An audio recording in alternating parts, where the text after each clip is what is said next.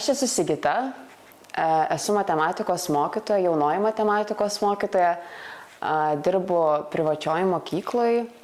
Saulės Gojus, dirbu nepilnai metus iš tiesų, labai trumpai, ir pradedant nuo klausimo, kodėl aš pasirinkau dirbti mokytoja, matematikos mokytoja, tai galėčiau teikti, kad ne aš pasirinkau būti mokytoja, o mokytoja profesija pasirinko mane, nes nesu baigus nei jokios pedagogikos,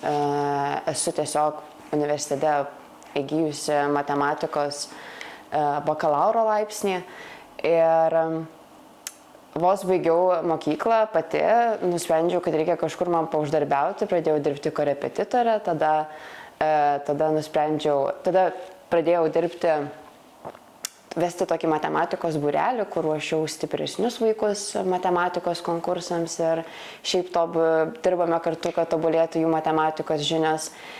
Ir praeitą pavasarį mokykla, kurioje dirbu, jiems labai staigiai ieškojo matematikos mokytojo, todėl kad nebeturėjo savo. Ir taip ten atsidūriau aš visiškai naujose rogėse, niekada nesitikėjau, kad būsiu matematikos mokytoja, kad man reikės dirbti matematikos mokytoja, bet turėjau tokios kažkokios praktikos patirties ir pagalvojau, na gerai, naujas dalykas, pabandykim, pažiūrėsim, kaip man seksis. Man visą laiką visai patiko dirbti su vaikais, patiko matematika, patiko aiškinti informaciją, jaučiau, kad visą tai gerai visai darau ir tiesiog taip ten ir atsidūriau, labai netikėtai. Ir jaučiu, kad man iš tiesų tai visai gerai sekasi, nors darbas iš tiesų yra tikrai be galo, be krašto sunkus. Ir ta pačia eiga einant, ko palinkėčiau tokiam pačiam jaunam mokytojui kaip aš, kuris ar mąsto apie šią profesiją, ar studijuoja pedagogiką, ar galvoja studijuoti pedagogiką, šiaip apie tokią perspektyvą mąsto, tai turbūt iš karto pasiūlyčiau pasiruošti labai stipriai mentaliai ir moraliai šitam iššūkiui, nes darbas tikrai yra be galo sunkus. Yra labai sunku atsiriboti kartais nuo savęs kaip nuo žmogaus ir atsiduoti labai vaikui, nepasiduoti savo emocijoms, sugebėti savo emocijas suvaldyti ir atliepti vaiko poreikius ir jo visokius išsišokimus ir visokius tokius dalykus. Suprasti, kad tu augini mažą žmogų gyvenimui, kad tu prisidedi prie kažkokio žmogaus ateities, kas tuo pačiu yra ir labai labai sunku, nes tu jauti didžiulę naštą ir atsakomybę ant pečių, bet iš kitos pusės yra be galo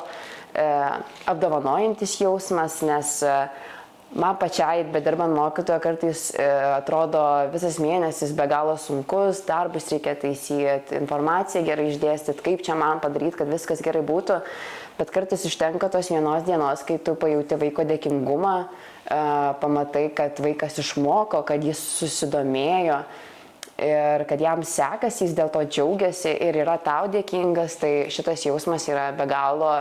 gražus ir įprasminantis visą šitą veiklą. Ir